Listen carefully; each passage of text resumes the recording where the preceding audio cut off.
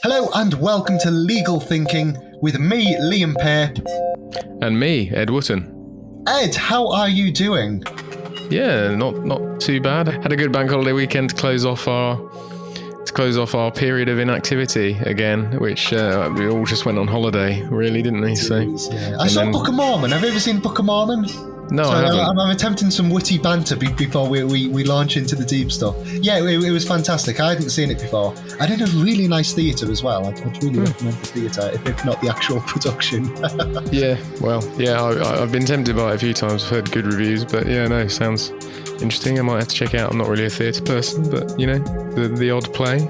So Ed, who are we speaking to and what about in this episode? Well, today we have the opportunity to hear from a representative of Make Birth Better. It's Dr. Rebecca Moore, who's a founder and of the organisation and a perinatal psychiatrist who developed a particular interest in birth trauma over the years and actually created the organisation in 2018. And we've also got Sophie Angwin-Thornes from our clinical negligence team, who works a lot with mums who experience birth trauma. And basically we're just having a chat with them both about how things are changing, what people are seeing, and maybe how the NHS can and is trying to address some of the structural problems that are causing birth trauma. Indeed. We talk also about some of the barriers for women trying to access help on this issue, the current pressures facing the maternity services in the UK, and we also speak about the survey that came out for Birth Trauma Awareness Week, which was at the end of July. Yep, absolutely. I mean, I say we speak.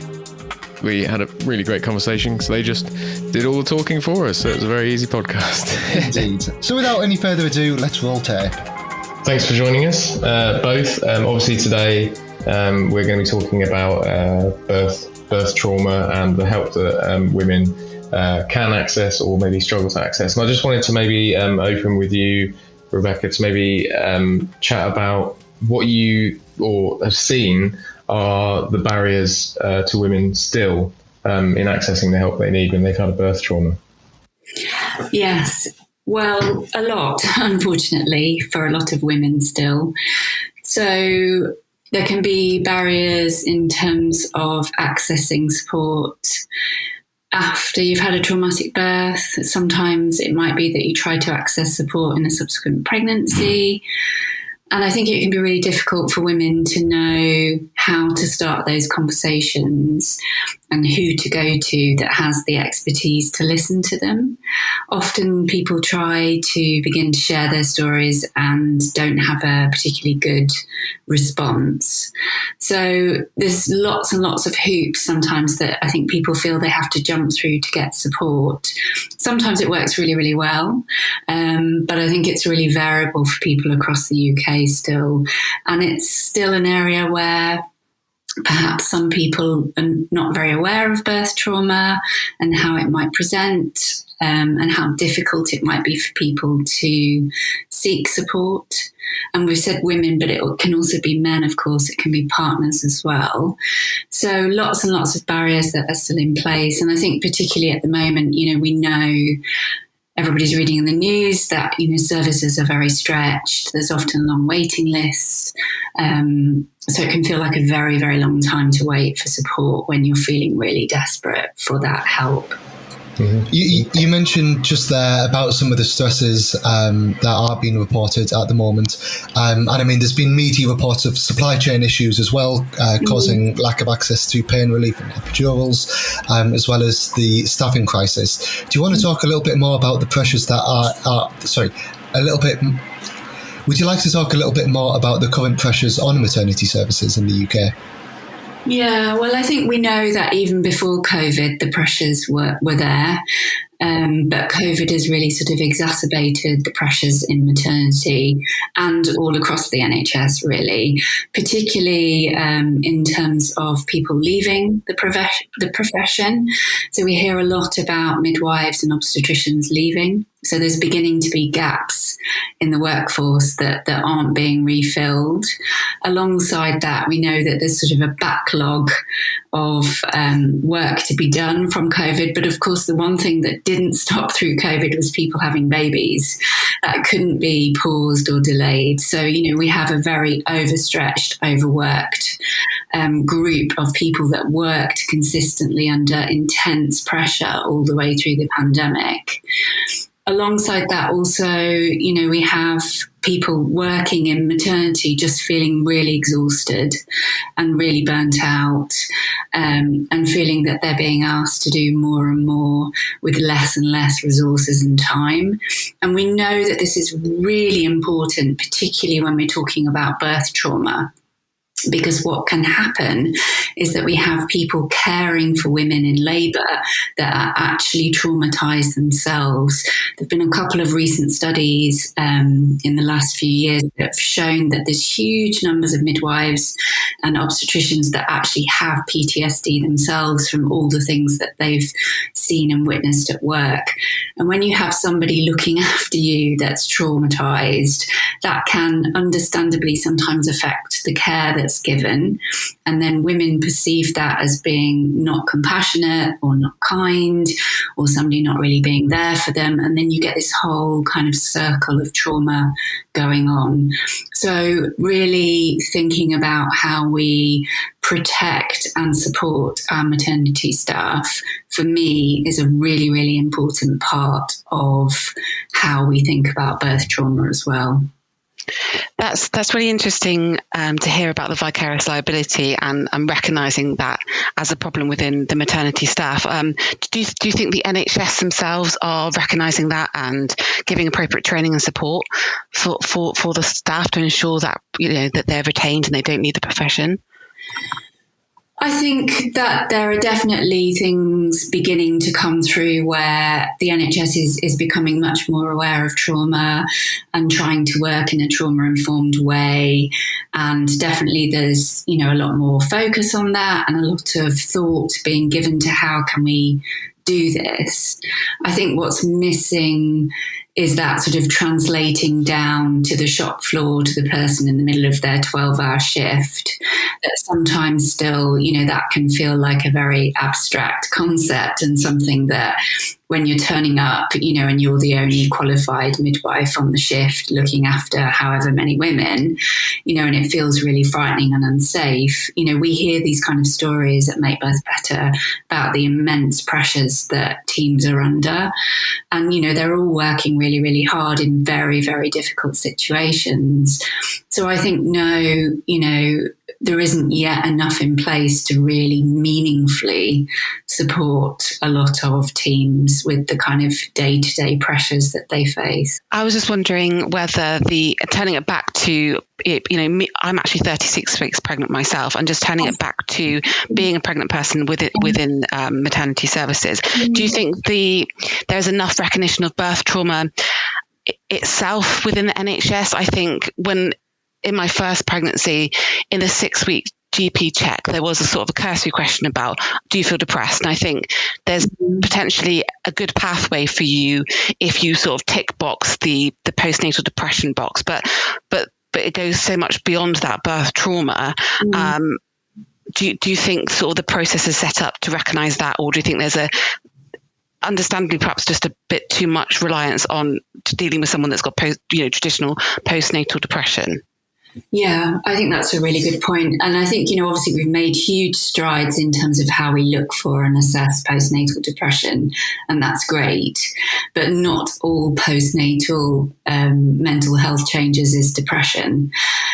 And I completely agree about the 6-week check. I've been sort of banging on about this for years, that, I think it's a really good space to just ask somebody, how was your birth? Did it go how you expected it to go? Was there anything about it that's still sort of sitting in your mind? Sort of very general, open-ended questions. But it'd be a really good time to pick up emerging birth trauma, because often people have been discharged from their midwives very quickly post-birth, and that trauma perhaps hasn't yet started to really unfold. So I think there are lots of places where we could be picking up about birth trauma. And I think actually, a lot of people still do not understand how impactful a traumatic birth can be, not only for the woman, but for that kind of ripple effect into her relationship with her partner, her relationship with her baby, her sense of self. It can really have this massive impact. And I feel that for most women, probably it isn't really ever properly explored, or they're lucky if they have somebody that does kind of have that conversation with them.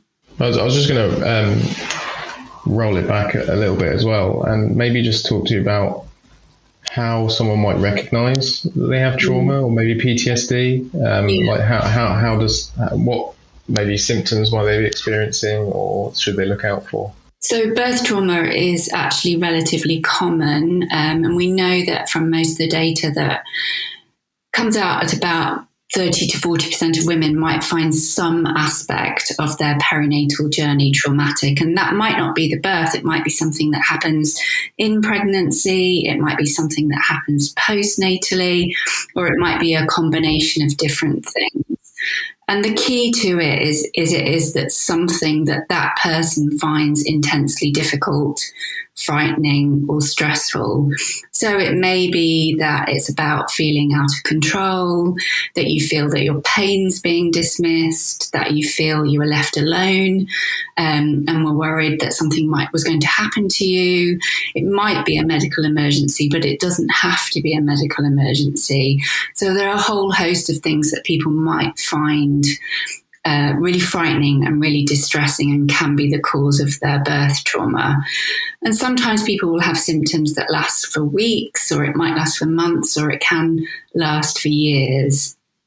To have a postnatal PTSD, you really have to check off a list of symptoms. So there's, a formal way to check for all those symptoms. And if you have all of them, then you would be diagnosed with a postnatal PTSD.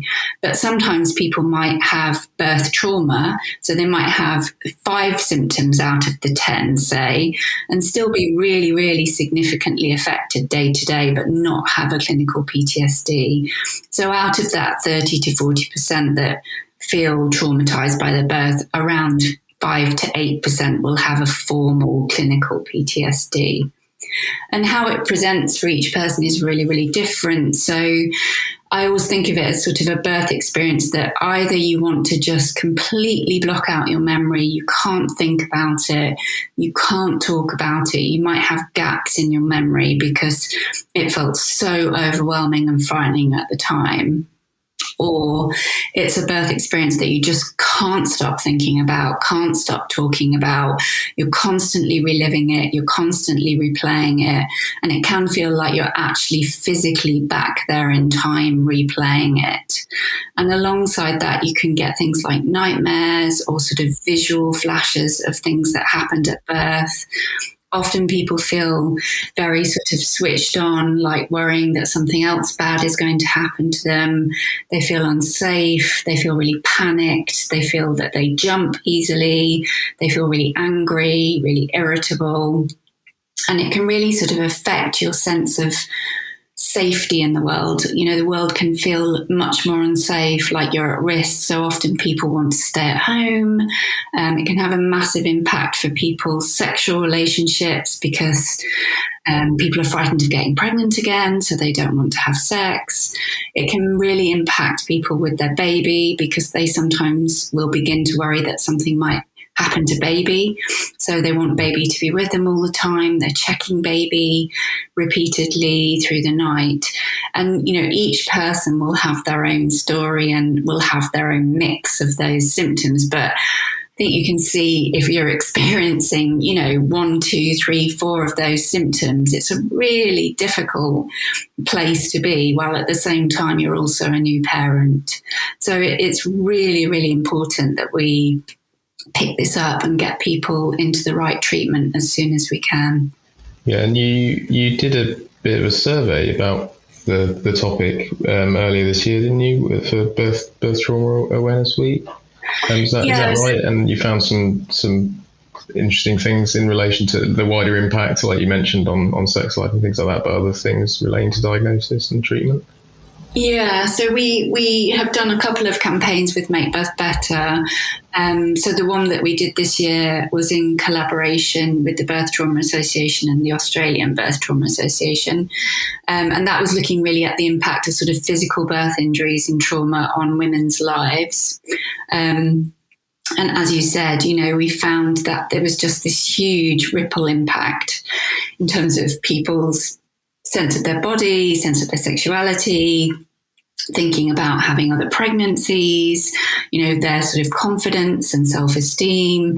So, these are really huge issues for people. And often what we hear is that people have just sort of carried these feelings and emotions with them, often, for a very long time. I think when I first, started becoming interested in birth trauma and, researching it and talking about it, every single time that I gave a lecture, somebody would come up to me at the end and tell me their birth story. And sometimes, they would say, I've never told anybody this before, and this happened to me 20 years ago, and I've just held it inside. And that has been our real sort of motivation at Make Birth Better, is to have a place and a space where people can come and safely share all the stories around birth, because we don't want anybody to be sitting there holding this in and not feeling that there isn't somebody somewhere that they can go and share their story.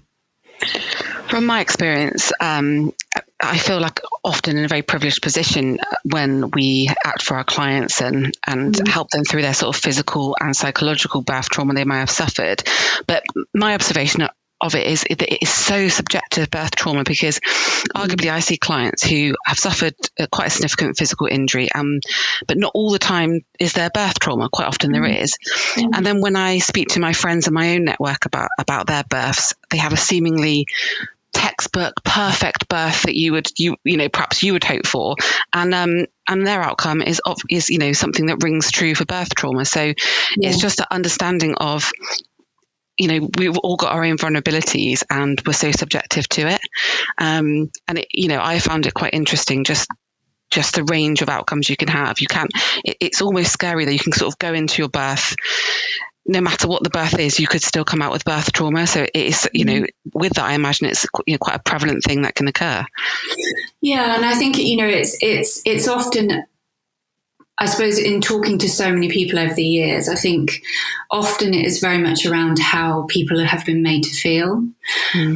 So, they might have on paper a really quick textbook vaginal birth with no complications, and yet walk away feeling really traumatized because they felt that the person with them was unkind, not really interested, minimized their pain. Those things are absolutely enough to cause birth trauma. But at the same time, I've seen women where they've had a huge chain of things happen to them physically. It's been very complex, challenging physical birth. And perhaps baby has needed to go on to, intensive care afterwards, but they've walked away without trauma. And what's held them through that is a person that's really made them feel they're being communicated with, they're being treated with dignity, they have space to express their emotions, that they're being kept up to date with what's happening, that they can ask questions. So that kind of interpersonal factors, is often a cause of trauma. It isn't necessarily always what happens. Or sometimes, it can be a postnatal trauma. Lots of people, it might be around feeding. Their feeding experience might be their main trauma. So it is, like you say, hugely variable and subjective from person to person. And what that needs, of course, then to really pick up on that is for women to have time and space to be listened to, which we know, often is what is missing postnatally, is that people are discharged fairly quickly from midwifery. And as we've talked about at the 6-week check, for most people, I think they're asked about contraception and bleeding and, how's the feeding going, but not much else. So we're really missing, having those kind of nuanced conversations about just a chat about, how was your birth? How did it go for you? Tell me a little bit about it, which are not difficult conversations to start, but most people don't have the space to talk that through with anybody. Yeah, I think that sort of recognition and that just ability to share it with someone professional would be hugely helpful. I also think there's a big sort of a gap in terms of just focusing on the mother's physical recovery as well, which is there's such a huge interplay between if someone's physically not recovering well or suffered a physical birth injury, interplays with their psychological impact as well. And I do think from personal experience and from obviously the work that we do that there needs to be more focus on perhaps the women's recovery. Quite often the focus, as our What About Mum campaign has highlighted, is that the focus is on perhaps the baby, and then the mum gets forgotten in that whole thing. And then societal pressures, you're not important, focus on the baby, focus on the feeding, and then you just become lower and lower down the list of priorities. Yeah, and I think particularly, with physical birth injuries, which are very personal injuries and can cause symptoms which are immensely distressing and feel very embarrassing. That again, it's something often that women feel a huge sense of shame around and don't want to start talking about it for fear that it might be dismissed. And, unfortunately that does happen sometimes. I've spoken to many people over the years that, have been left with really profoundly life-changing physical injuries after birth, and when they've tried to talk about it with people, I always remember one woman was told, that's just what happens when you give birth. Well, no, it's not, clearly, and she deserved, absolutely to have specialist treatment and support. And I think, often the pathways for looking after physical birth injuries are really variable. Sometimes they're great, but sometimes people are sent home with these huge injuries, not really understanding what's happened.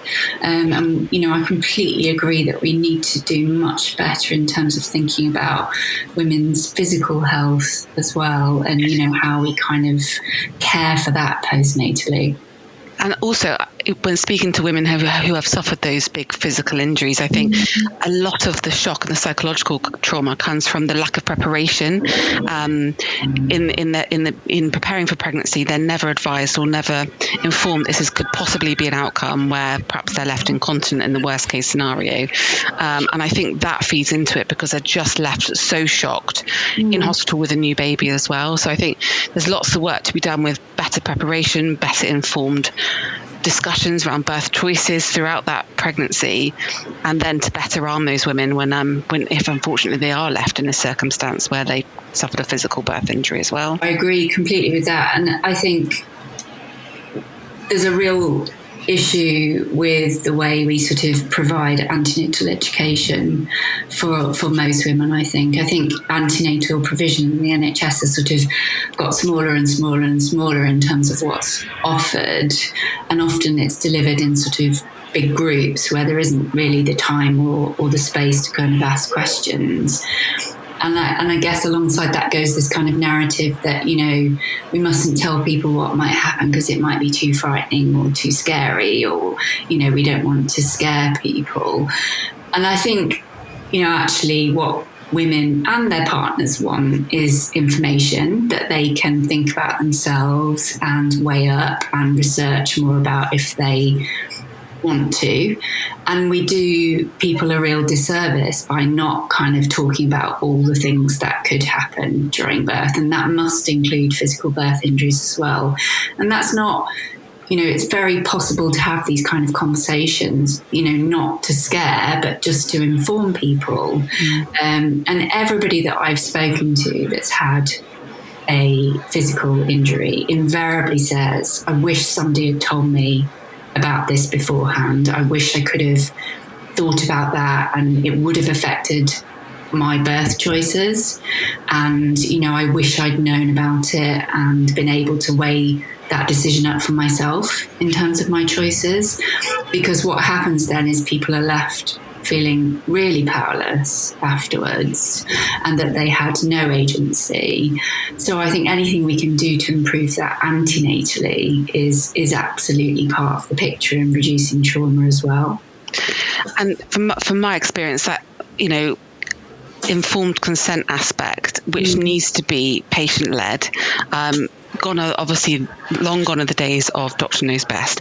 That often is such a theme in the cases that we bring for why treatment has fallen below the standards we would expect in negligence, because those conversations aren't happening despite the material risk being there for that patient, despite the patient being entitled to know, perhaps they are at higher risk for this particular birth injury, and perhaps they need to be looking at a different pathway. So I can mirror exactly what you're saying, that my clients are so heartbroken when they learn what they should have been told, because what they would have done with that information could have massively changed their outcome. So I think, I've seen vast improvements in those informed conversations that I read in medical records over the years, but I think there's clearly much more to do, to continue moving away from sort of doctor knows best of sort of patient-led consent.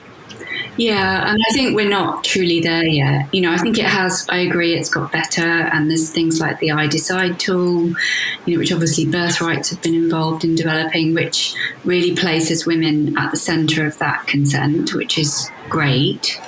But, you will know, Sophie, from cases, and I know from cases, that all too often those kind of conversations aren't happening still. Sometimes they are, of course, but I don't think we're there fully in where we need to be in terms of really truly having those collaborative discussions about risks and benefits. And it can too easily swing to a very sort of medicalised view.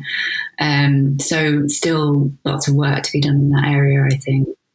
You obviously ran in recent years, 2018 and 2021, your campaigns on Every Word Counts, and you mentioned in there about how birth trauma isn't necessarily about the physical issues, but about the way the mothers were treated, even during a perfectly, in inverted commas, I suppose, normal birth.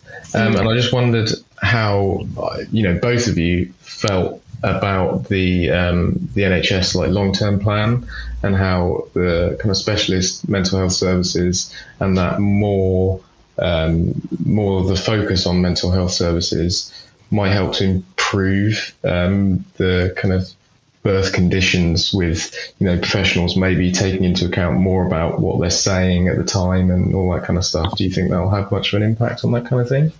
Yeah, I mean, I think I've been a perinatal psychiatrist for a long time. And if I look back to where we were when I first started, where we are now is amazing in terms of perinatal mental health. So, there's a much greater provision across the UK. There's more specialist teams, there's more services. So things are absolutely 100% better than they were then in terms of women being able to access support.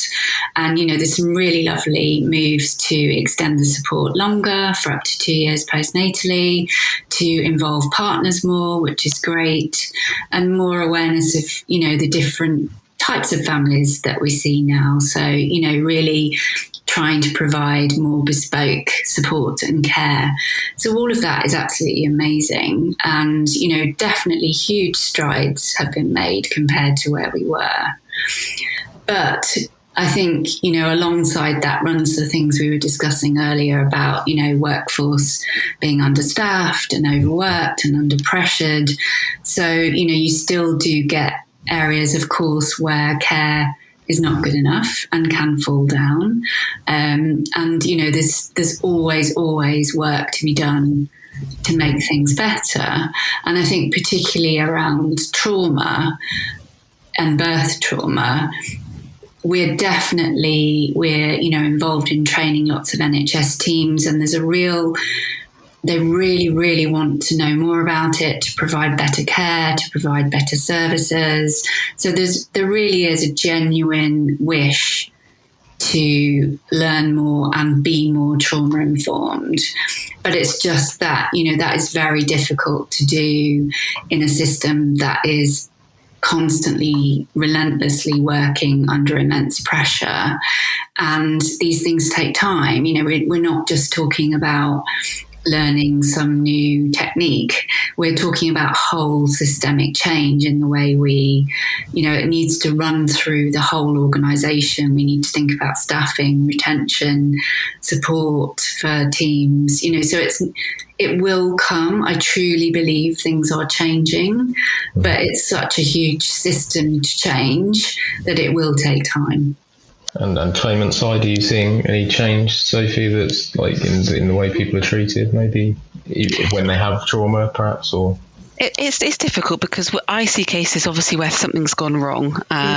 So I'm not seeing, in a way it's not fair for me to comment, but the themes are still there as they were, and they have been for many years in terms of what went wrong. They weren't communicated with. Rebecca's commented on this earlier, and you've commented on, which I found so relatable, the Every Word Counts campaign, because that always crops up when I'm speaking to the clients initially. And in reality, when we assess a claim, we're really looking at what medically happened and how the outcome could have changed with the medical input. But the clients is often very focused on these specific phrases they remember from the healthcare professionals. They're literally like a flashbulb in their mind. They don't forget it. I mean, I spoke to a client just the other day that remembers being shouted at by the obstetrician that was sort of dealing with her under an emergency circumstances. And after she gave birth, she was told and shouted at, "I said push harder." She will not forget that. And unfortunately, with her outcome, that sort of forms part of flashbacks for her.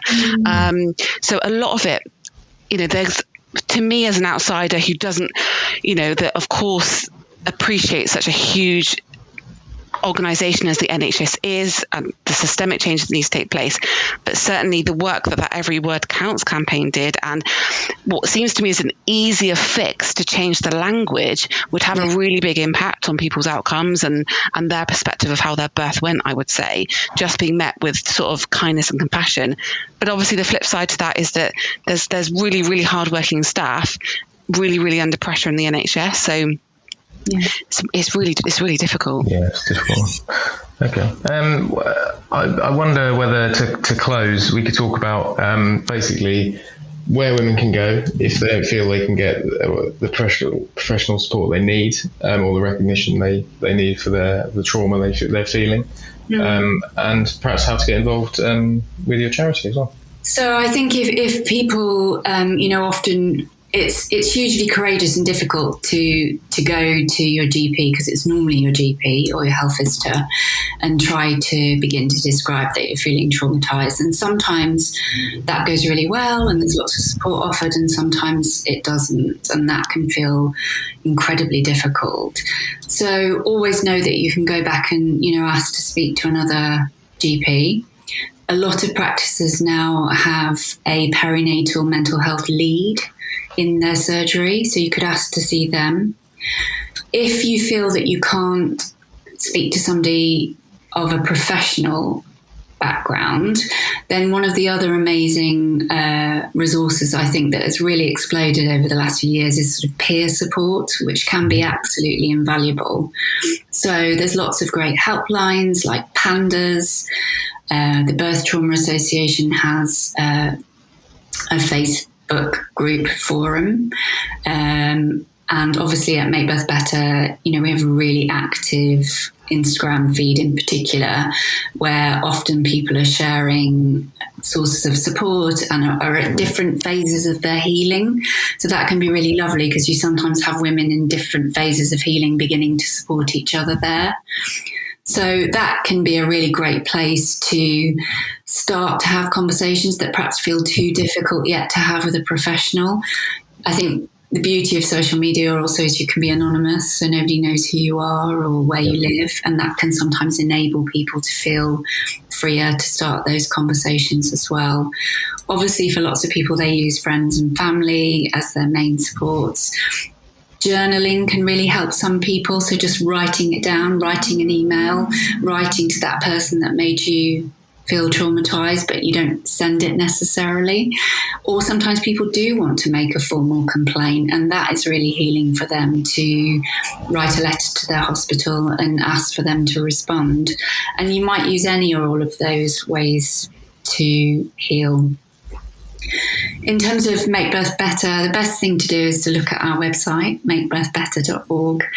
And there are tons of ways that you can get involved. You can get involved in our campaigns. You can be a champion in your local area.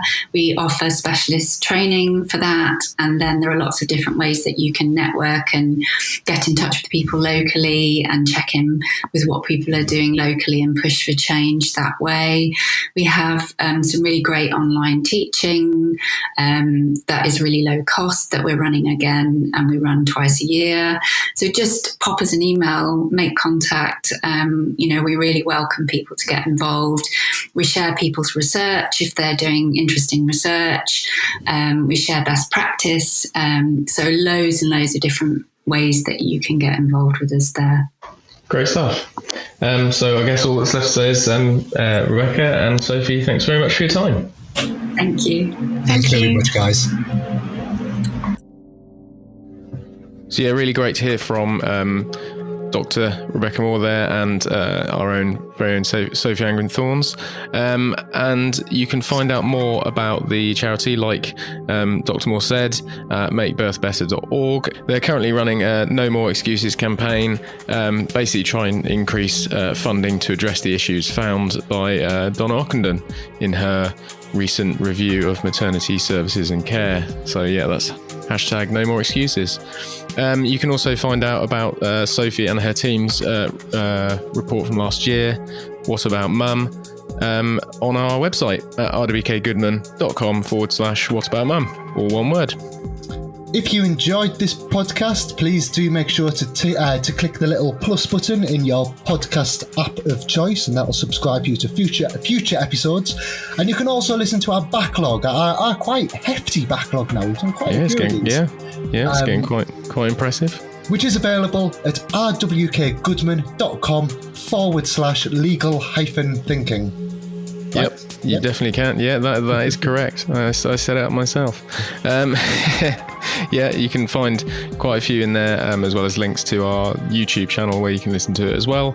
So yeah, make sure to, like Liam says, subscribe, follow us, give us a like, maybe even a comment. You can also contact us via that page that Liam mentioned. So yeah, do all of those things and more. Indeed. Thank you very much for listening, and we shall catch you next week. See you then. Bye bye.